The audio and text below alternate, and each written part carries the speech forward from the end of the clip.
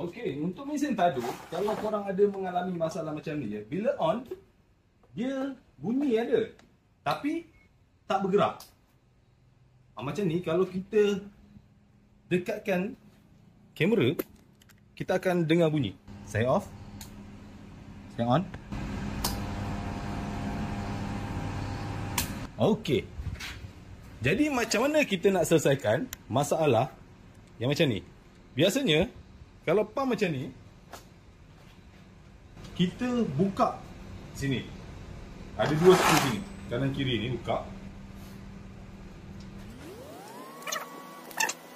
Kita nak tengok pump kita rosak ataupun tak, kipas ni. Kalau kita on, dia tak berfusing, maksudnya mungkin ada sesuatu yang jam. Pusing pakai tangan, keras. Macam ni okey, dia keras. Sini tak bergerak ni, kipas saja bergerak pun mungkin ada problem. Kita kena buka ikut depan sini. Ikut depan ni. Okey. Habis panah saya 10, buka. Mungkin ada yang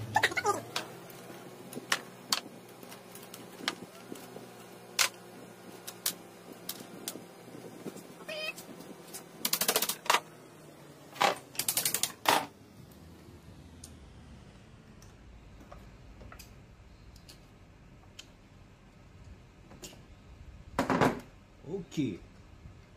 Kalau macam ni mesin dah lama lah. Tapi dia punya konsep sama juga. Kita pusing.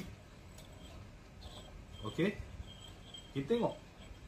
Macam ni sekarang dia dah berpusing, betul tak? Kita try on.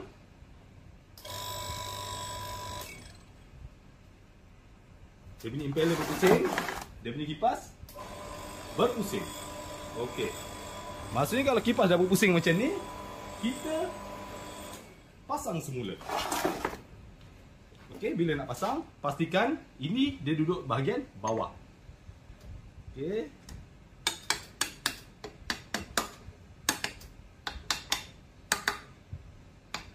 Cara nak pasang skru, silang.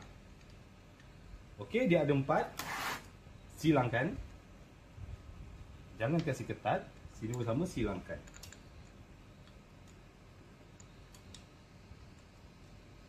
Kenapa dia silang?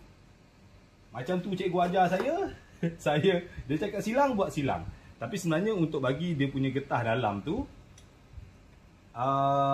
sekata. Sebenarnya lah, kalau ikutkan dia punya logik. Maksud sekata tu, dia kanan kiri ikat. Lepas tu sini, atas bawah pun diikat.